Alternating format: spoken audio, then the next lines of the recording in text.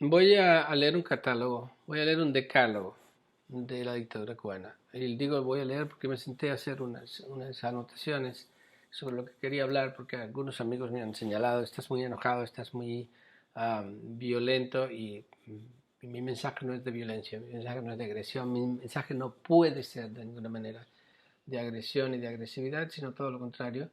En algún momento voy a explicar por qué Mahatma Gandhi y Nelson Mandela son mis héroes, y por qué creo definitivamente y de todo corazón en el ahimsa, en la resistencia pasiva, no violenta, y porque esa es la única solución que tiene Cuba hoy. eh, y lo parece que ya de alguna manera lo empecé a decir desde el momento que dije y le repliqué al señor Díaz Canel: no queremos pasar sobre tu cadáver, no queremos pasar sobre el cadáver de nadie. La reconciliación nacional no puede pasar sobre más muertes. Por muy doloroso que sea, por muy doloroso que sea, sí queremos cambios en Cuba y sí queremos un cambio de régimen y sí queremos democracia, pero no puede haber venganza, no puede haber de ninguna manera más muertos, de ninguna manera más cadáveres. Um, el gobierno no va a abandonar las armas, y va a reprimir y va a hacer lo que siempre han hecho, como lo siempre han hecho, pero no se puede dejar por llevarnos por el odio. Hay que entender que es un proceso mucho más largo, más valiente, que va a seguir doliendo, pero la única manera de que se reconcilie el pueblo cubano es con la palabra reconciliación, compasión, empatía, por el medio, y entendamos quienes están reclamando invasión, quienes están reclamando dennos armas, quienes están reclamando.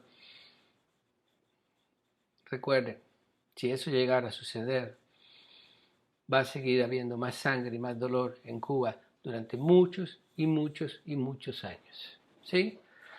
Entonces, hay muchas maneras de buscar la paz y la prosperidad de un país que no sean recurrir a la violencia. Ya sabemos lo que eso nos trajo, ya sabemos, y lo hemos sabido siempre. Entonces, yo nada más digo, voy a leer en mi catálogo, mi decálogo, que son estas anotaciones que hice. Voy a leerlas, son 10 porque para que entendamos un decálogo no es nada más que un resumen de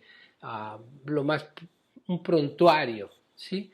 A quienes nos dedicamos al mundo de la edición de revistas como yo, durante años supimos que las listas eran una manera muy, muy buena de vender una portada, porque había una promesa muy, muy puntual: es esto y es esto lo que vas a leer y nada más, no más especulaciones y demás.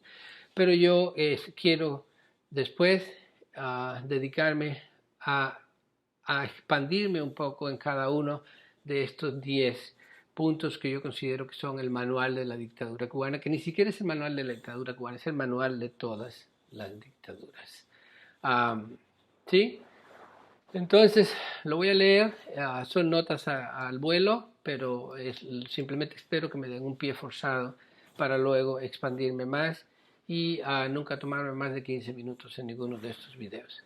El primero de todos, el miedo. Asegúrate de que todos tengan miedo, ¿sí? Todos. Y cuando decimos todos, es todos, amigos y enemigos, tus más leales y quienes se te oponen.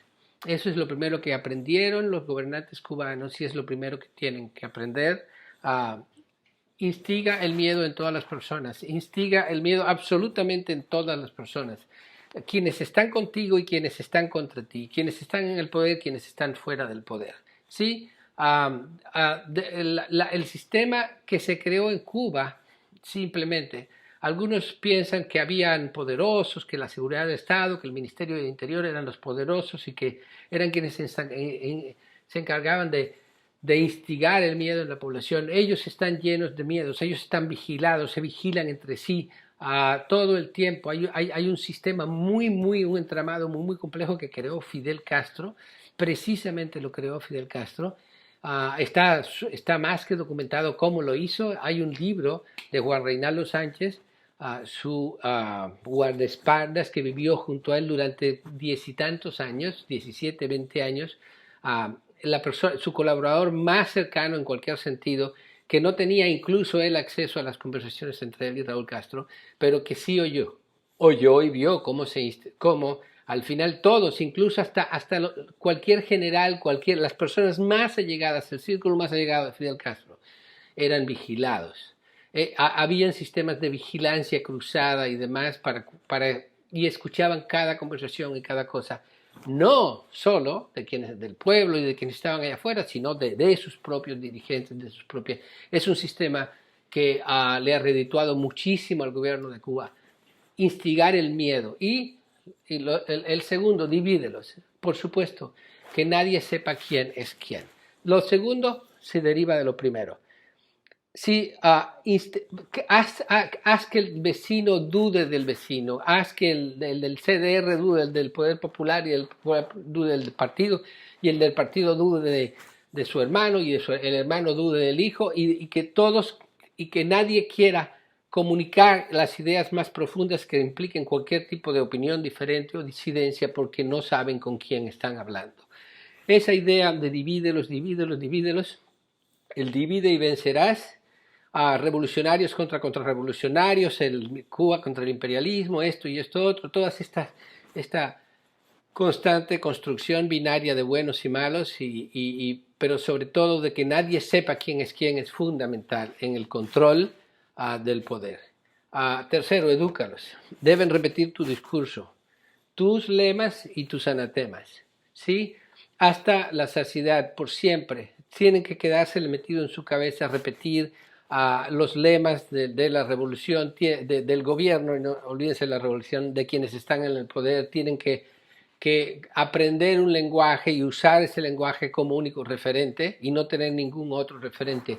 Hay que educarlos. Para eso en Cuba nos llevaron a todos. En cuanto triunfó la revolución, se crearon escuelas supuestamente para los pobres, para todos, educación gratuita, pero esa educación gratuita estaba muy muy claro hacia lo que querían: darnos una formación marxista-leninista y decirnos esta es la verdad y esta es la única verdad, y reconstruir la historia, que es el otro punto, ¿no? Ok, mantén el control social y la disidencia por los medios que sean. Tienes que saber cuándo paliar y cuándo apaliar, ¿sí? O sea, cuando das un paliativo, dejas que la gente se vaya, le quitas presión a la caldera, o regalas unas calderas que cocinan mejor, como las ollas express o algo por el estilo, o cuando simplemente toca dar una golpiza, encerrar a la gente, meterlos a la cárcel porque ya la presión se hizo muy grande, silenciar, callar. Mantener ese control, ese ejercicio de pacificación por las buenas o por las malas, y de mantener el control social y la disidencia. Fidel Castro fue un maestro en eso, como en tantas cosas. Fidel Castro es la escuela de Maquiavelo llevada a un nivel de excelencia total. Lo que sigue pues ya habría que ver. Encuentra un enemigo fuera, ese es el quinto. Encuentra un enemigo afuera, exterior, crea hombres de paja. Después voy a explicar un poco más ese concepto de hombres de paja. Straw man en inglés es un concepto de la política básicamente, o del lenguaje de la retórica, pero muy muy aplicado a la política, y no me voy a detener en eso ahora porque requiere un poco de explicación, para decirlo de alguna manera. Número 7, pero eso de encontrar un enemigo afuera, exterior, ni tengo que explicarlo, o sea, para cualquier cubano todo el mundo sabe quién es el enemigo, dónde está y quién afuera, y todo esto. 7, monologa todo el tiempo. Tu discurso tiene que ser un monólogo. No ves, no escuchas, no oyes a nadie más. El diálogo puede ser tu perdición. Habla todo el tiempo que puedas y no escuches. Cuando alguien esté tratando de verter una opinión cualquiera distinta a la tuya, apresúrate a callarlo de la manera que sea, por los medios que sean, con los recursos que sean. Mientras tanto, también puedes simular, para cubrir las apariencias, que se permiten opiniones. Crea una mesa redonda, por ejemplo, e invita a tus lacayos a participar en ella, no sin antes, ojo, leerles la agenda, por si acaso alguien se pudiera salir del guión ligeramente. Alguno no está del todo enterado de tus propósitos. Pero bueno, puedes crear estos otros hombres de paja, que es decir, si hay conversación, si hay oposición, todo esto. Ese es un ejemplo de un hombre de paja, ¿no? Desviar la atención hacia algo que en realidad es inexistente. 8. Reescribe la historia para que el conjunto de todo lo anterior se reconozca como la verdad única, que la gente empiece a repetir desde niño tus lemas, tus anatemas y sin dilema. lo vuelvo a repetir, ¿sí? Reescribe la historia. Cuando llevas a estos niños a la escuela, enséñales una nueva historia donde los enemigos son bandidos, son mercenarios, tienen nombres claros, son todo lo malo que pueda hacer. Por ejemplo, usar una palabra como gusano. Todavía ayer vi a una mujer que fue a una casa de una disidente, alguien que simplemente está transmitiendo cosas y lo que está pasando en Cuba, y se fue a su casa con 12 personas más y le dio un discurso de que no íbamos a soportar gusanos aquí, que había unos revolucionarios que le traquetean, decía, y todo esto. Ojalá y un día todas estas gentes sean expuestas, pero expuestas para que el mundo lo vea, no para que los maten ni les hagan nada, para que el mundo los vea, para que todo el mundo sepa la vergüenza que fue Cuba. Y que esa gente, como hicieron en Sudáfrica con esta reconciliación. El tema es que no es para ocultar, es que simplemente que el mundo sepa cómo fueron las cosas, básicamente, y que haya quien tenga el valor de pedir perdón y decir me equivoqué. Ok, pero es muy, muy importante, ¿sí? Esto de reescribir la historia para los gobernantes, de poner los nombres y de crear héroes al estilo de Camilo Cienfuegos, aunque sea muy dudoso la manera en que murió, al estilo del Che, que ya está muerto. Sobre todo, los héroes tienen que ser gente muerta, mártires, porque ya no van a hablar, no se van y los enemigos también, los enemigos tienen que estar siempre muy, muy claros, y no dejar nada o sea, reescribe la historia y enséñasela desde niños, como hicieron en Cuba, desde la perspectiva de los ganadores, desde la perspectiva del poder, y crea todo este sistema de buenos y malos en el cual el gobierno siempre va a ser el bueno y el representante del pueblo, ¿sí?